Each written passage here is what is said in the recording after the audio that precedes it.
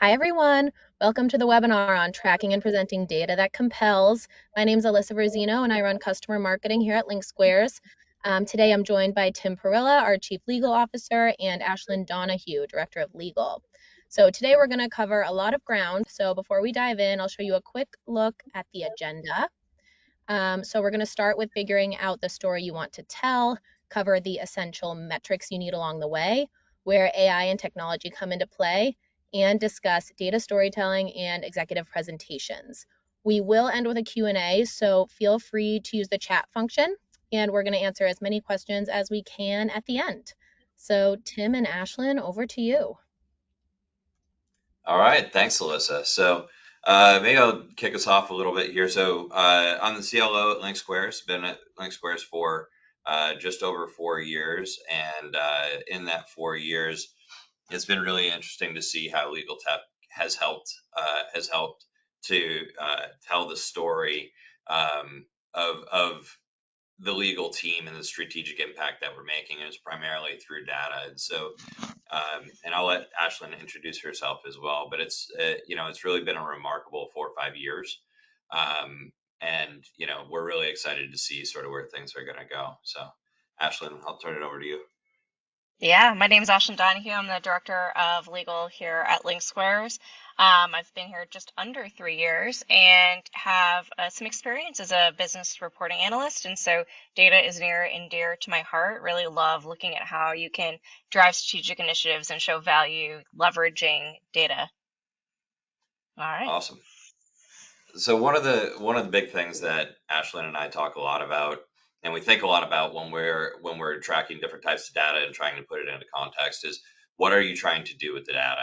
If you're not actually trying to tell a story, you're not trying to prove a point, then you're just kind of mining data, presenting data for data's sake. And so, I want to make sure that we're actually thinking about the right data and making sure that we're using it effectively to get whatever point across that we're trying to get across. And so a lot of that comes with crafting sort of your narrative. And that narrative can change depending on your audience. That narrative can change depending on, what you're trying to accomplish. Is this something that you're trying to use to get more resources? Is this something that's going to be put into the context of some litigation that you may be managing? Is this part of a quarterly business review with the senior leadership? Or is this part of a board meeting or any other number of different things? Ashlyn, I'd love to get your perspective on when you're thinking about, all right, what data do I need and how do I start to craft that narrative? What are some of the things that you think about first? Yeah, I think data, oftentimes we think about data in really big strategic decision-making opportunities. And really, what I've learned over my career is just really thinking about data on a day-to-day basis, whether it's showing up to the meeting with data just so that you can present some information about, sales deals you've closed, or really leaning into kind of what you want to have a conversation around, and do you have any data to support the conversation that you want to go into. And so I'll give like a really easy example. We do end of year planning every year. Seems super easy. When should legal be on call for support? When should we, be available for our sales partners? And over my career, oftentimes it's kind of a little finger to the wind, like, hey, I think I should probably be available this time, or, we could probably be fully off then. We've really leaned into leveraging data to even just have what seems like a relatively easy conversation with our sales stakeholders and leadership on the sales team to say, here's what we've seen in past years. Here's what we think we should plan for from a support perspective towards end of year. And that's a very different lens through which to look data versus, Tim, when we're doing some of our end of year lookouts and really presenting to leadership and saying, here's the value legal has provided over the year, and here's what we think we can do to continue to optimize our team going into next year. Those are different data audiences, different data lenses and purposes, but I think really having that grounding of what do you want to accomplish is key.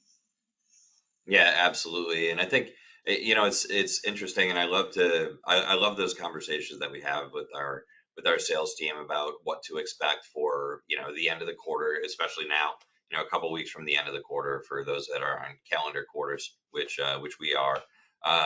But I love to see sort of the reaction from the sales team when they recognize that their legal team is actually paying attention to more than just the language on the page that's in front of them. Yes. Yeah. And I think, we've got here, what is your goal or your story, right? Legal is a core strategic partner to the business. You help with risk, help reduce churn, connect silo departments, scale operations, save money, and there's a myriad of other things, right? But the idea is that you're not just a lawyer, and building those relationships and being able to speak the language of the business is a really important part to setting yourself up as being a strategic partner, and being viewed across the organization as someone that is there to assist the business, as opposed to someone who's just there to, you know, God forbid, be a roadblock or something like that. So, Ashlyn, obviously you talked a bit about how we use data to work with sales. What are some other teams that you work with regularly, and how do you use data in connecting with those teams? Yeah, we work across the organization, whether it's with our marketing team to partner on content, or maybe any marketing activities that they have ongoing. It could be our product team to really talk about any of the product initiatives that are ongoing, and services. We have a services organization and implementation here. And so, really, all of those are very different parts of the business, and the way that we interact with them can be very different.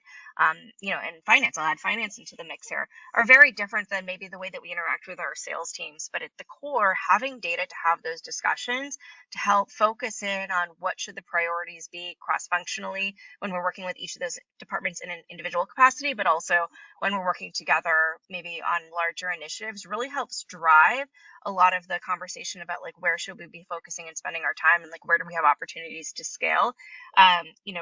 We've really leaned into where we can help provide self-service enablement opportunities, and to identify and hone in on like maybe I can support marketing by enabling a self-serve release template that they can use. I think shifts the narrative and shifts the way that we can then say, okay, I've now freed up some legal bandwidth and capacity to go help product do this other thing.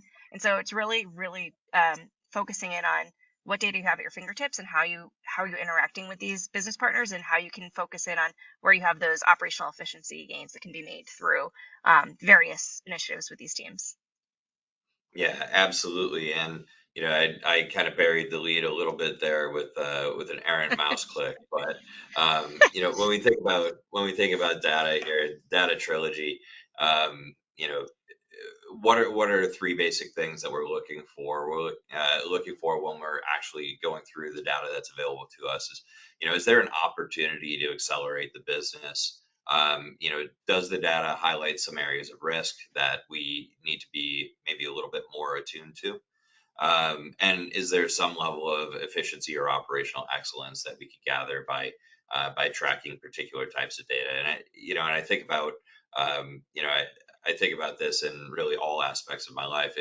If you want to change something, you need to pay attention to it, or you need to track it, right? If you're not tracking what you're doing, you're never gonna be aware enough of what's happening to change it. And so when you think about what are some of those things that you could use to accelerate the business? In our world, B2B SaaS, right? You got just generally the volume, and then our retention of our customers, the margins themselves, and then any other special terms that might go along with our agreements.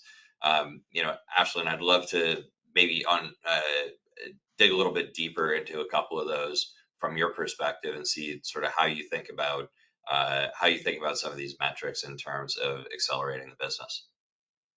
Yeah, I think that when you're thinking about business acceleration, particularly in revenue generating organizations like a B2B SaaS company, really it's all about like where can you help support deal velocity from a sales new business perspective, but also from like a customer retention perspective, because there is a level of contracting that happens once you have an existing customer base. And I think really supporting your partners in that is key. And really data can drive so many conversations around that. It can drive, how many contracts are outstanding that need to be signed, but it can even be more simple. You can use data to track trends on like, typically, we see it starts on the first, and it takes like 21 days between when it hits legal's desk to when it signs. So you can start to set some expectations to help your sales and your customer success or account management teams manage expectations within themselves a little better, to drive the end goal and the time frame and the timing that they want.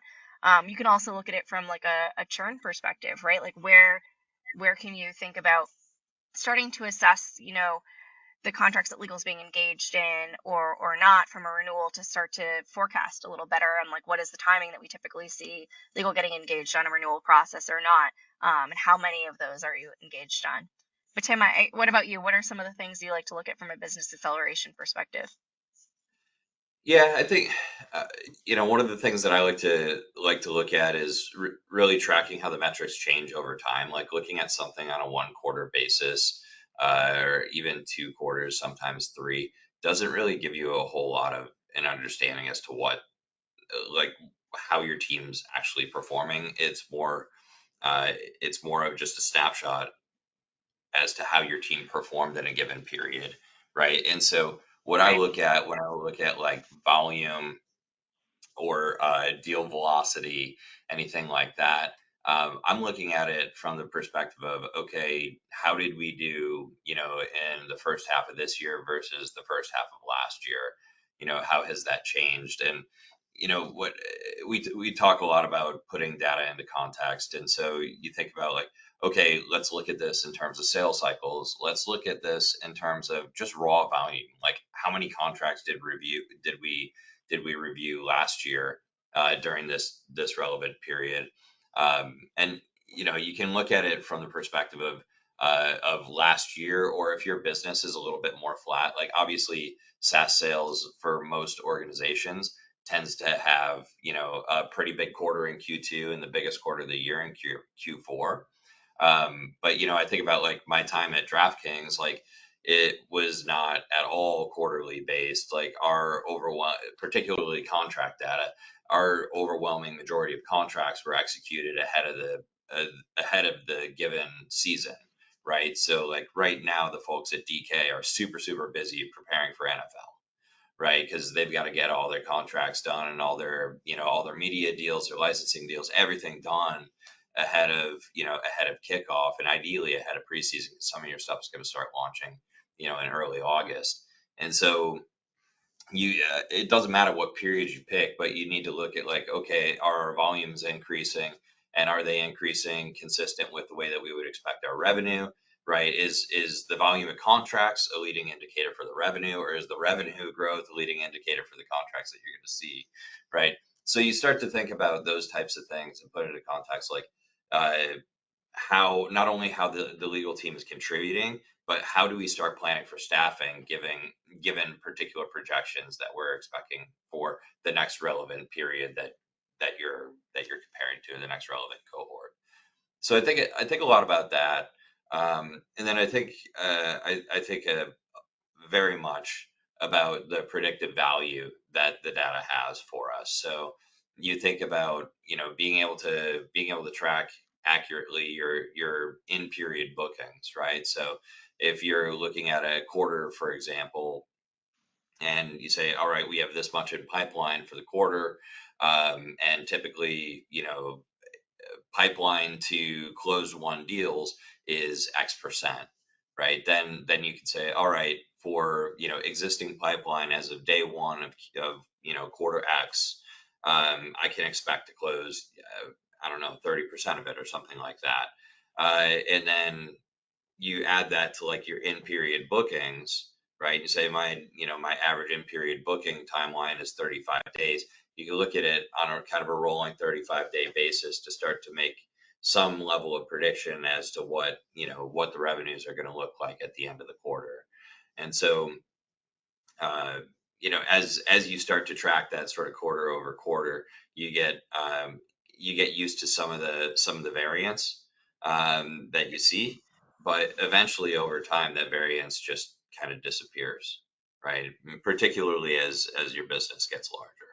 So those are a few of the things that I really look at, and it helps for again, it helps for giving the revenue team some perspective on like just another data point in connection with what they're already tracking, and it gives me the ability to start planning for resourcing, right? I can look at Yeah. how much volume can any given team member take, and you know uh, what what does that mean? How can we shorten sales cycles? Is there a lot of like hurry up and wait, or is everybody consistently busy throughout the given period? So those are a lot of the things that I think about. Yeah, I think those are great, great points. From like a risk tolerance perspective, Ashlyn, what are some of the things that you tend to? I'm happy to give some of mine, but from a risk tolerance perspective, what are some of the things that you think about, and what types of data uh, are really important to you when thinking about risk? And we can silo it to our business as a generic SaaS business, right? Yeah, I think from like a risk tolerance perspective, um, you can think about it from a contracting perspective. One of the things I'm always looking towards is, do I have any low touch, no touch contracting opportunities? Like, is there some risk I'm willing to take on by enabling my sales team to make an adjustment in the terms, and what would that look like?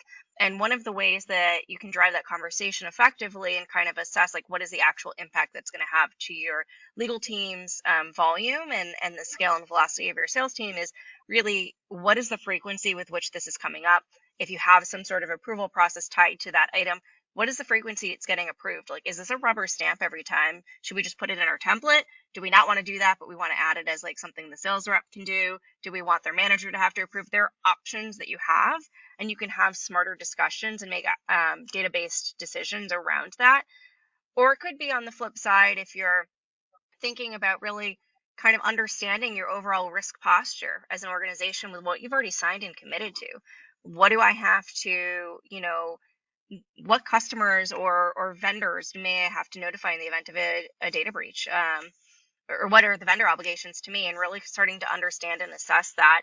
And that can drive just overall decisions you have around how you want to contract, but also something that you might need, in the event that that item were to ever come to fruition. You can easily pull and extract that data. Yeah, absolutely. When I think about risk, I think about it in a couple different ways, and the one that stands out to me most immediately is sort of the financial risk, right? And so when you look at the second bullet here, marketing, like let's take more of a B2C based business as an example. It's like, okay, you've got legal review on marketing material, marketing assets, these types of things. Let's just say you're doing third party IP reviews for your advertising campaigns or something like that, and maybe you have some things that are kind of borderline, and you start to think like, okay, what is the level of risk that I'm going to take? Well, if you have like one major marketing campaign, that's going to be very different than like 15 or 20 that you may have going in flight across different markets around the world.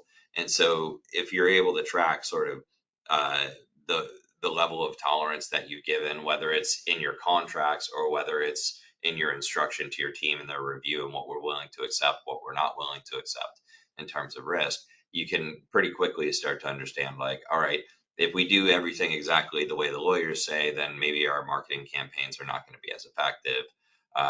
But if you have maybe a little bit more of a healthy risk tolerance um, than maybe sort of a strict interpretation tolerance, you're gonna be able to unlock some dollars, and you can start to understand across your suite of campaigns like how much is really at issue here.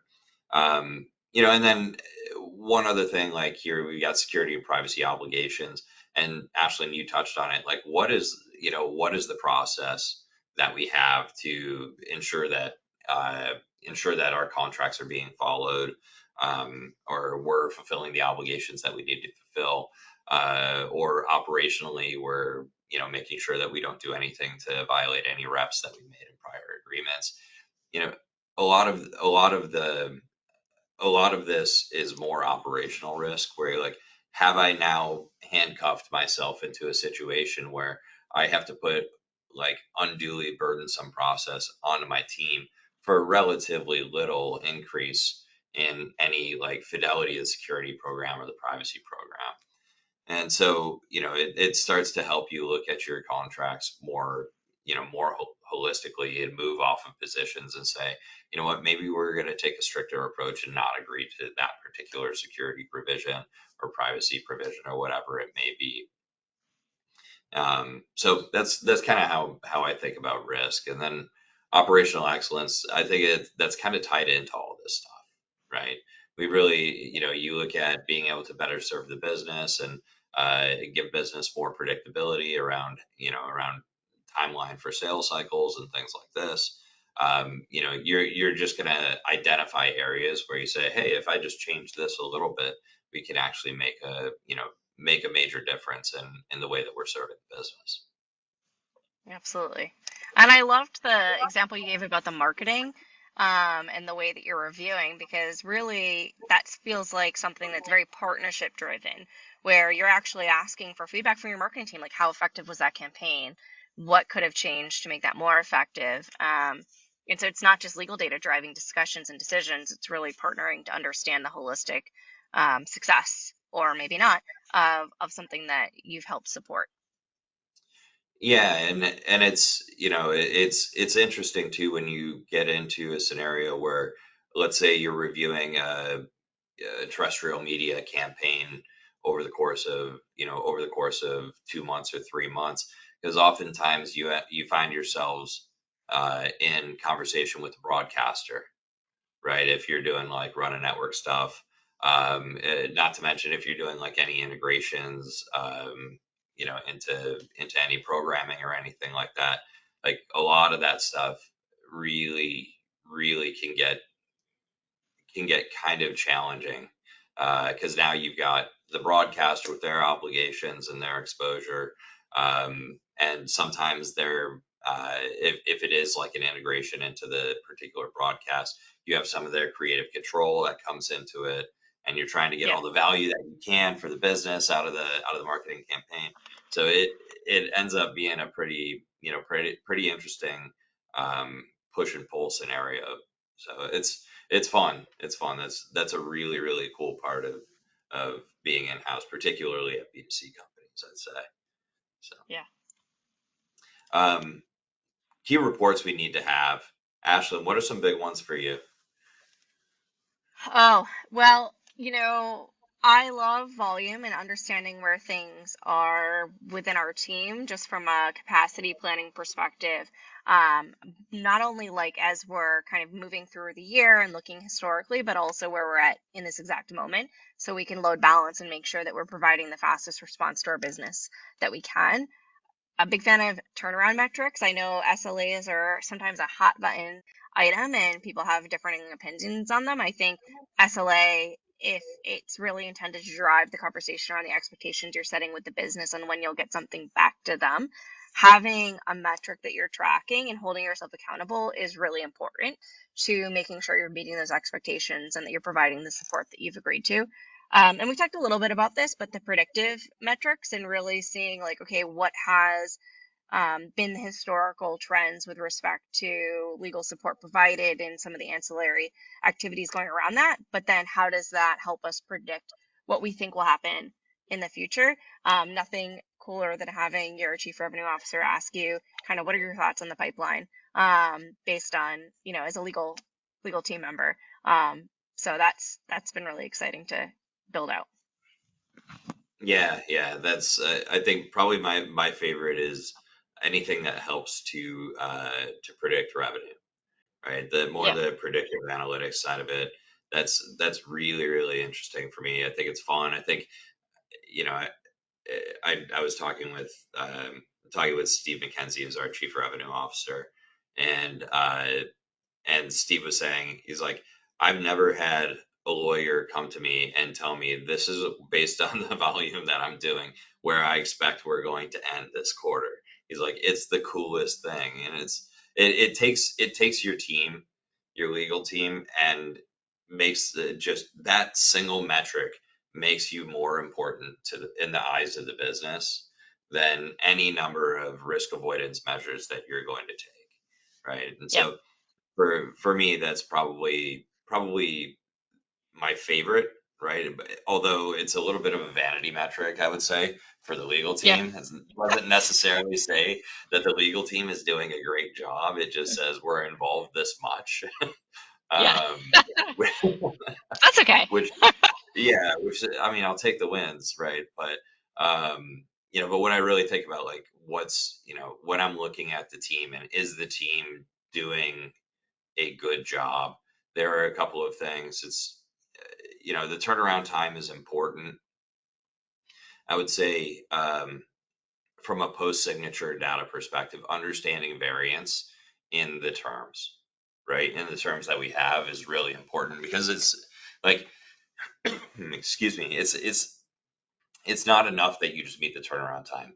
Anybody can meet the turnaround time. Just say everything's okay and move on, right? Yeah, exactly. And so uh, being able to see, particularly on attorney by attorney basis, being able to see like, all right, what are your personal turnaround times, and making sure that everything is within the tolerance that we set for our terms. I think it's really really important, and I think it's a good way to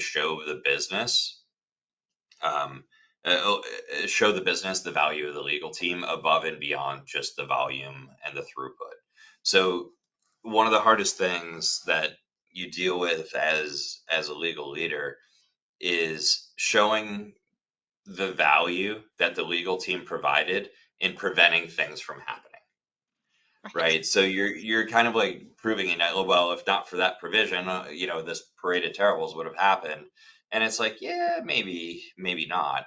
But Right. when when you're able to say, like, look, at all of our contracts are within these meets and bounds, and then generally, here's what happens when things are outside of these meets and bounds. Like, here's why those limitations are in place, and they're designed to prevent these business problems. And you notice we don't have very many of these business problems this is designed to prevent.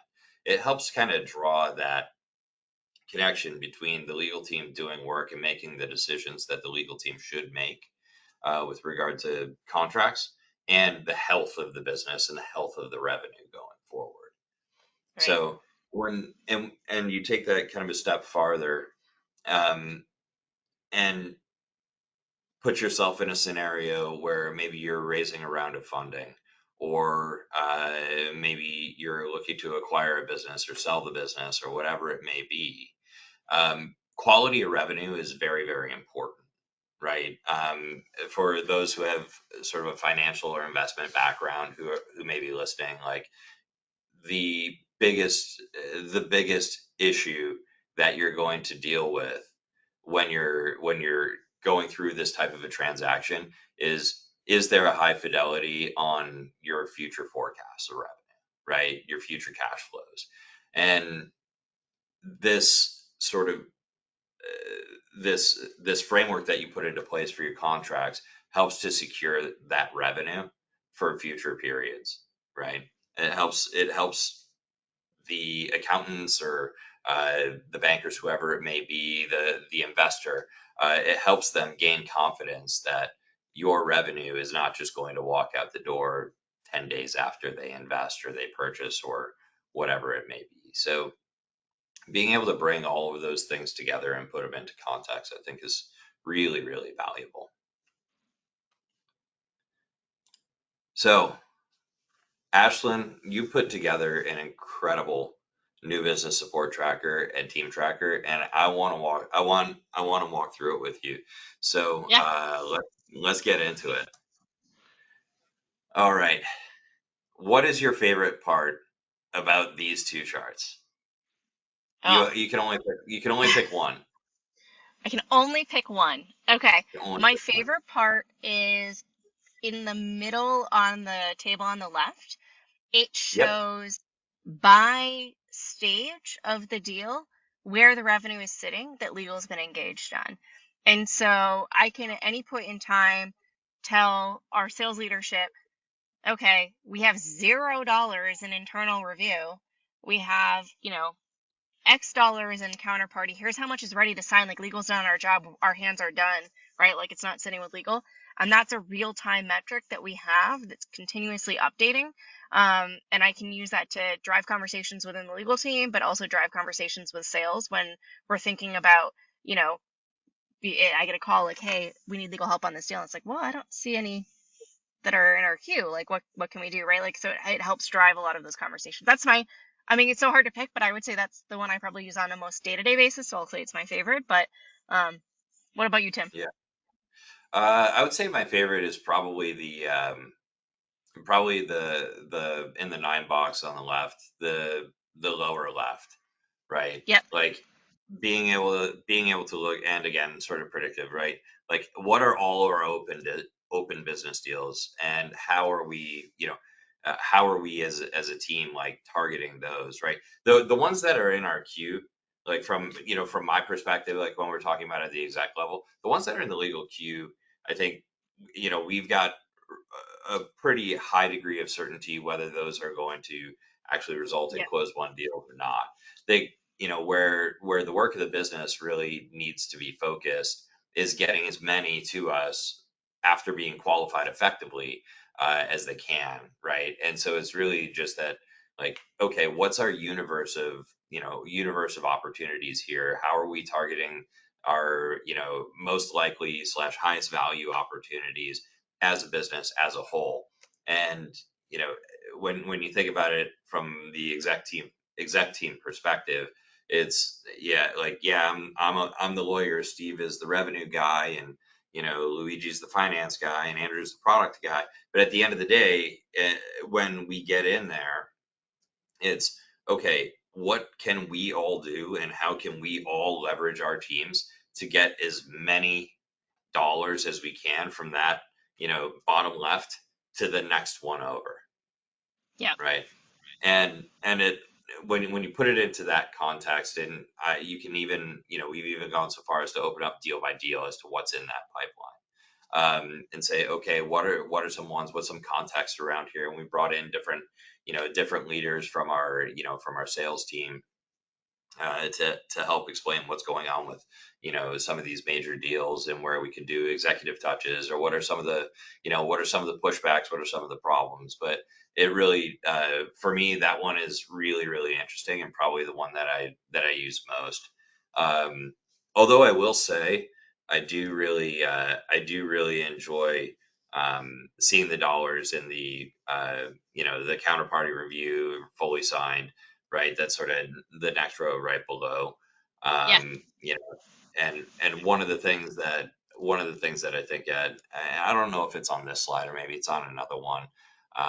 But you see, like, deals that are pushed, like, all right, let's talk about what that means, right? Those were deals that Yes. were supposed to close in quarter and end up getting pushed, that we've already invested in. And is it expected that has the risk profile changed? How can we address that? It's like really trying to get the whole business ahead of what could potentially be a problem. I, I, you brought up the push, which I think it's great to think about, like, how can you pull that back in? But also, when times get really busy, particularly in SaaS B2B companies where you might have a really lean legal team, you're making decisions when red lines come in on what you're going to prioritize Yeah. every moment of the day. And in the past, like, there's no visibility. Like, you just get red lines and you don't know, is it like supposed to close in quarter? Is it not? And now you can say, hey, I see this has been pushed. Like, I'm going to pick this up tomorrow or after I get through all these other new business deals, depending on what's going on. If this is really pushed, and it helps you prioritize as well from a more just like tactical perspective as a member on the team, which I think has been really interesting and data that I haven't always had in my career. Yeah, that's a great point, because everybody comes to you and says this is the most urgent deal, and Yeah, it may or may not be. Yeah. right. Right. And so it's a lot less like sales leadership telling us this is the most urgent deal, being like, I already see, like, you've decided that's not at the top of my list. So here we go. Right, exactly. It'd be like, I didn't change the Salesforce record. Yeah, exactly. You pushed it.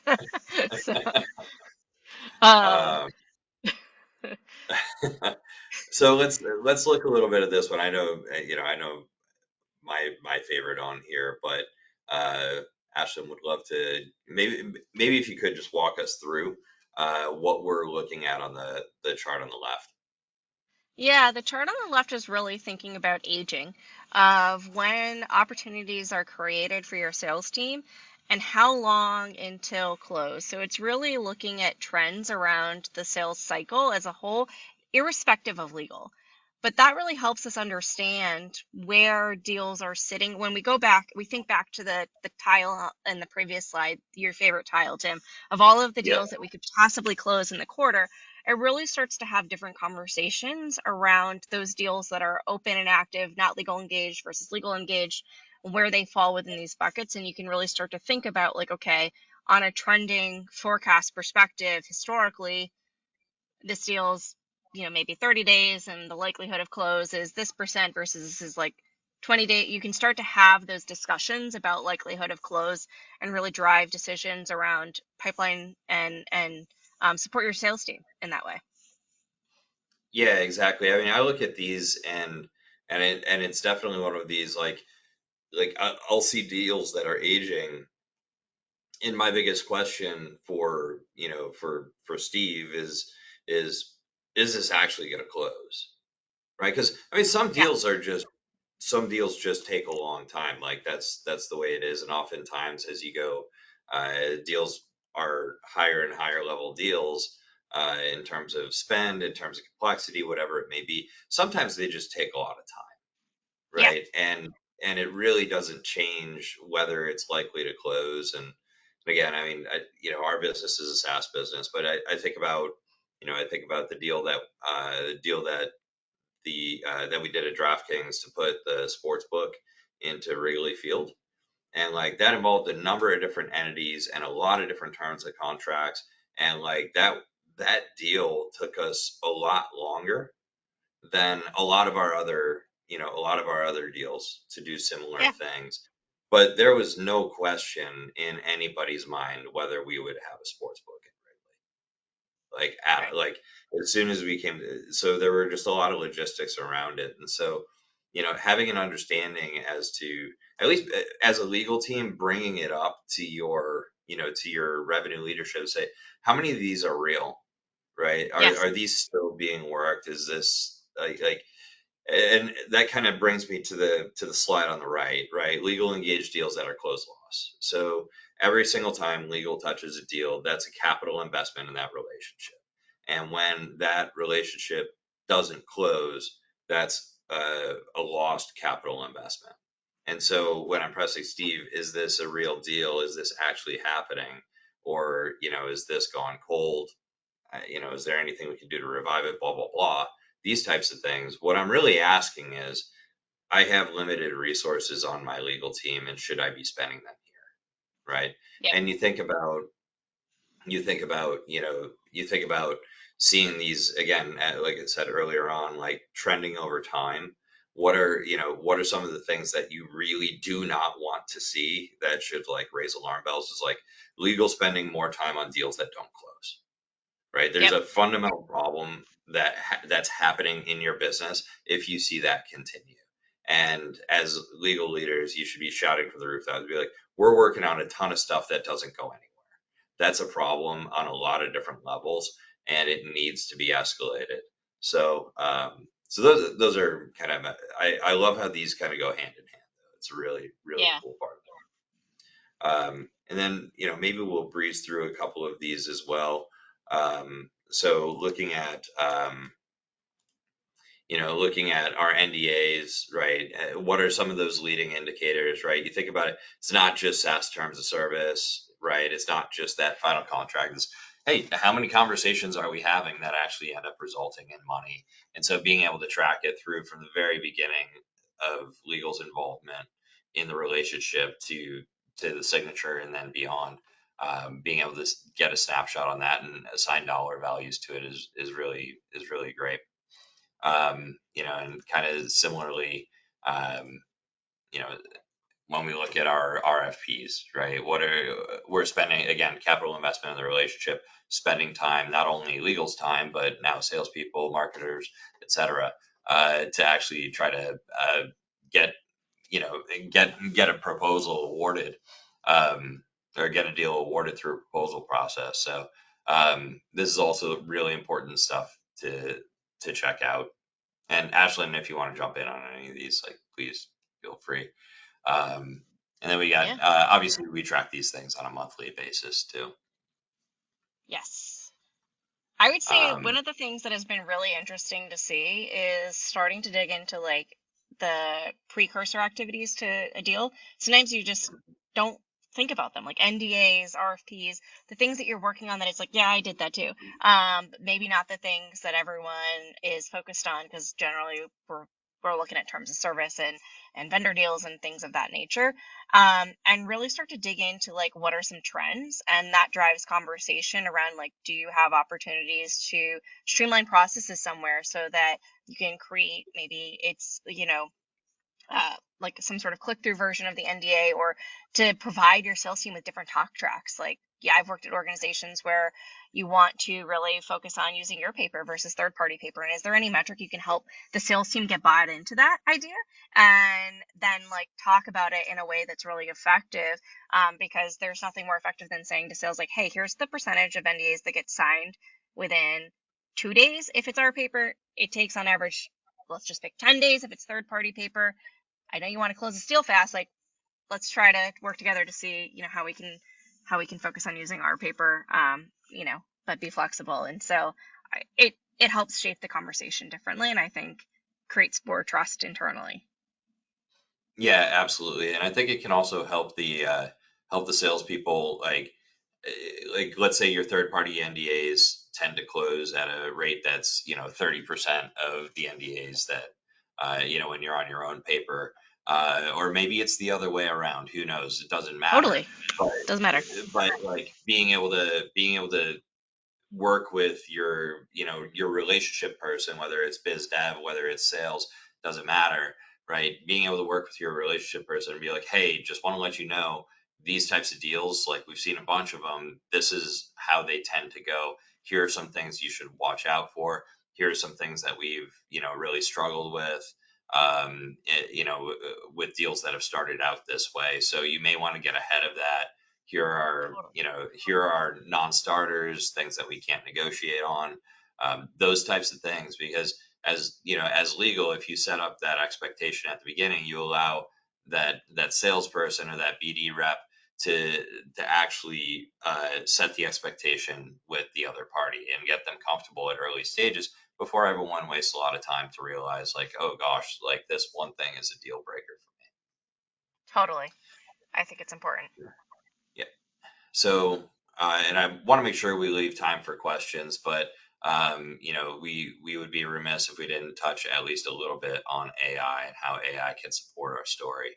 So, Ashlyn, I don't know if you want to dig into this or you want me to just I 30, maybe. happy to start. 30 seconds. Yeah.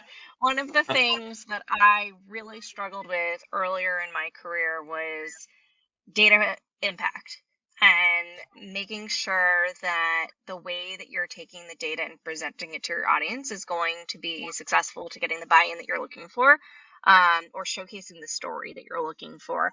And now I see how we can leverage AI to say, hey, here's my data set, this is the story I want to tell, like what visuals would be most impactful, and have AI create something you're like, wow, that's way better than what I was going to do with a pivot table, right?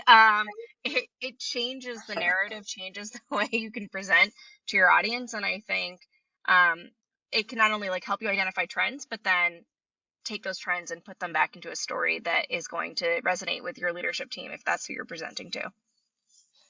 Yeah, absolutely. And I don't know if you've used like the AI in Excel, like when you've just been working with Yeah. data in Excel.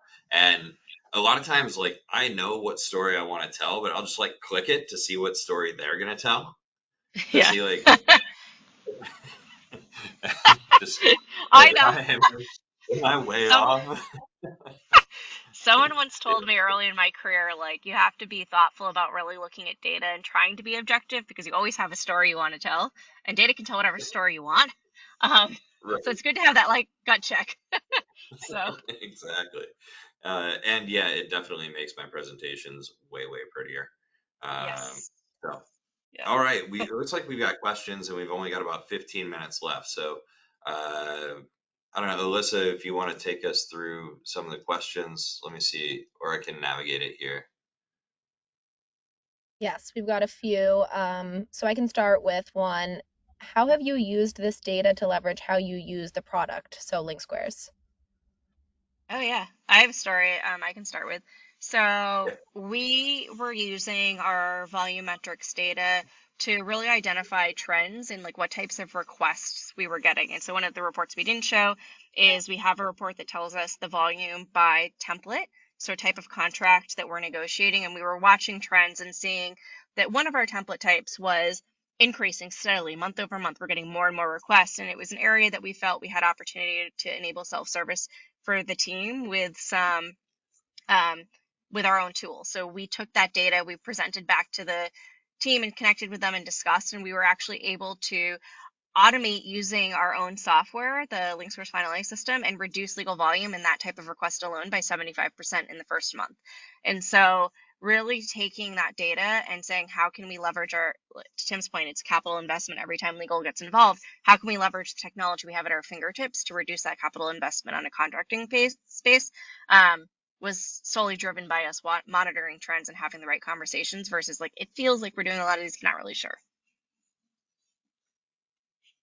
Yeah, and I think on my end, I know I told the story about looking at the data to help our revenue team understand like on a predictive basis where we're going to end at the end of the quarter, and it's just been kind of like uh, almost like a double down from the revenue team. That's like, oh well, can you do it?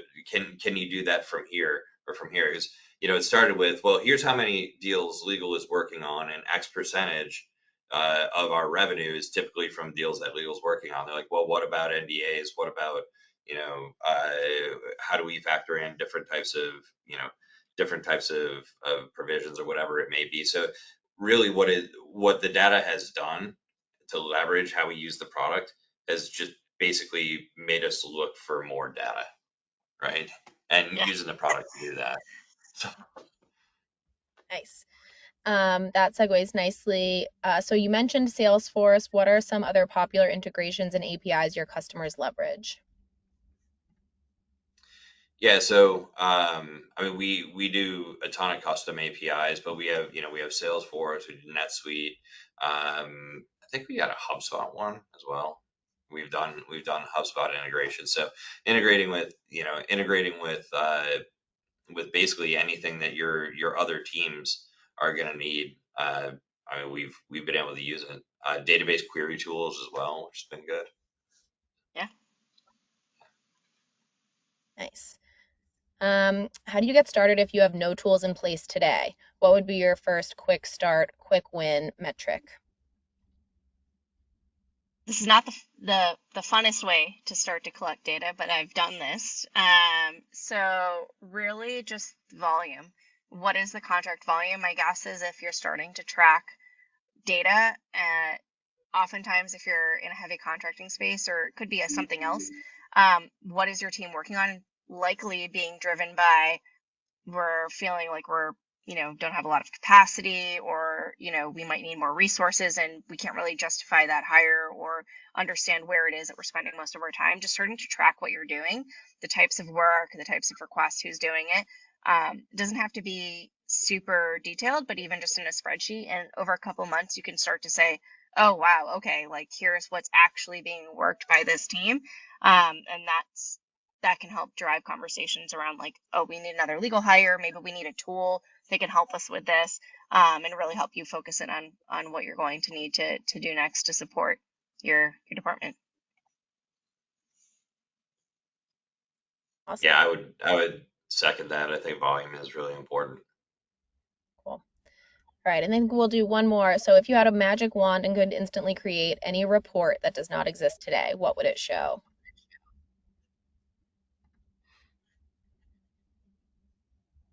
I don't know, Tim, would you Ashley, want to go you first? yeah, I'm gonna go first. I mean, my magic wand would really be um, it would be understanding when I need another resource. Like, at what point does my turnaround time say, okay, now I need another resource? Um, to be able to just go to management and say, uh, I need to hire, and have data back that up in like a very concrete, agreed upon way, where it's not even a discussion of can you do more with less sort of thing. Um, that would be the best for me, I would say. I would say, and it kind of plays ties nicely into that one that Tim mentioned, is really just understanding all of the things that are happening on a day-to-day basis that sometimes aren't easy to quantify. So legal gets questions in Slack. People could come to your desk. People might send you an email. There's lots of different ways that legal can get engaged, and it could be something that requires a formal ticket, could be a quick response.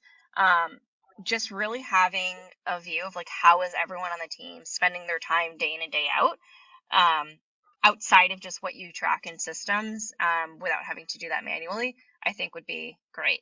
Challenging, but if that could be my magic wand, that would be it. And then you'd know, Tim, do we need another resource, and should they be a privacy expert or maybe marketing? Who knows? Well, as long as I can just find about a million of you, Ashlyn, I'll be fine. So, um, I saw we've got a couple of other questions in the chat here. Where can I find these reports in Lake Squares, from Christine? So, Christine, we integrated our dashboards with our CRM, and so when you look at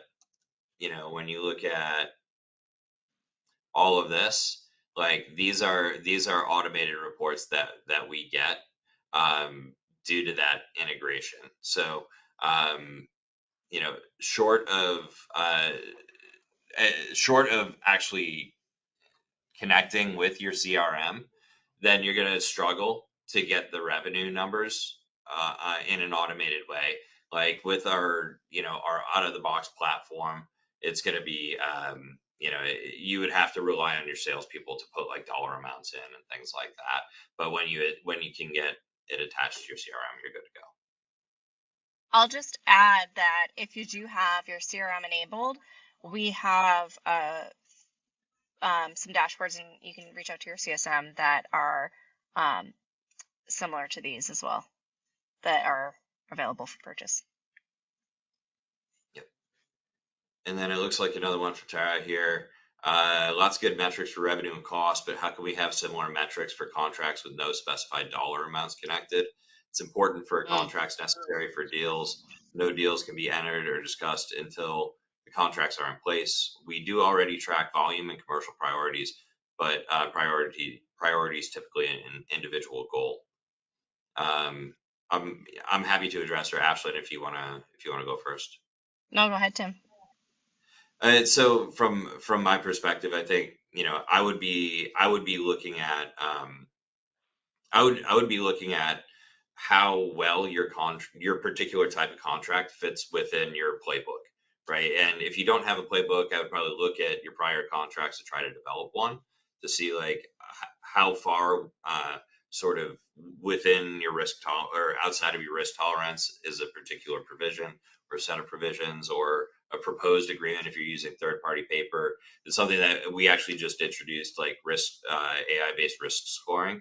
So, that takes into account not just, obviously not like dollar amounts, but it's really risk based, where it's like, all right, these provisions are outside of my threshold, and you can kind of set your own thresholds as to what you want there, and it'll spit out a particular risk tolerance. So, I mean, that would be the first thing that I would be thinking about, particularly if they're like preliminary contracts. Like, I don't know, I don't know the context of your business, but you think about like, okay, I've got some sort of a media commit or some exclusivity or something where I'm going to spend X dollars, over a given period of time, on advertising or on some durable good, like if you're in a supplier relationship or something like that, and it's just like going to be a bunch of SOWs after that or something. I would really figure out like what's important from a risk perspective and start to track that.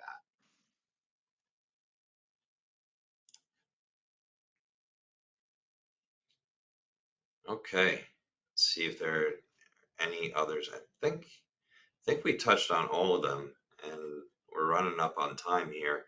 Um, Ashlyn, Alyssa, any last minute thoughts?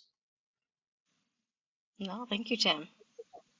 All right. Well, thanks everybody for joining, and uh, thanks to Alyssa and Ashlyn for helping make this thing happen. So take care. Thanks, y'all. Thanks, Tim.